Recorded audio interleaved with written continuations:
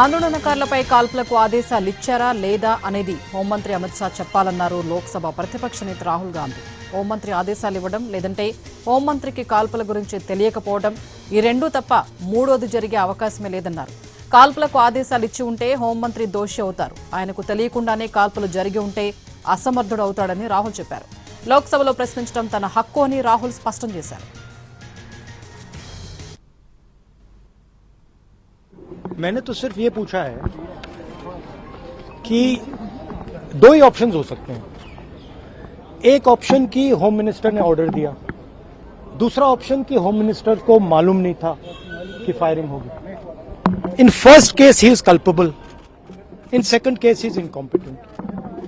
It can only be one of two. तीसरा तो हो ही नहीं सकता. या होम मिनिस्टर को मालूम ही नहीं था कि गोली चल रही है, उसका मतलब है कि ही is incompetent. Otherwise, he ordered it, in which case he is culpable. मैं यही बोल रहा हूँ, तीसरी बात तो ही नहीं. लॉजिक है ना. सर बीजेपी ये भी कह रही है, मांग कर रहे हैं. हाँ, एंड देखिए सदन में भी नहीं आए. Why is he not coming? Supposedly brave Home Minister of India. Why is he not in the house? If he has not done anything.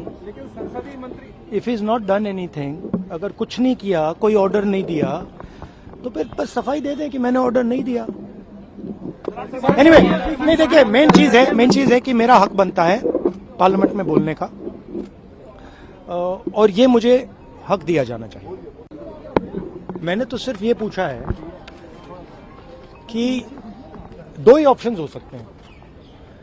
एक ऑप्शन की होम मिनिस्टर ने ऑर्डर दिया, दूसरा ऑप्शन की होम मिनिस्टर को मालूम नहीं था कि फायरिंग होगी. In first case he is culpable, in second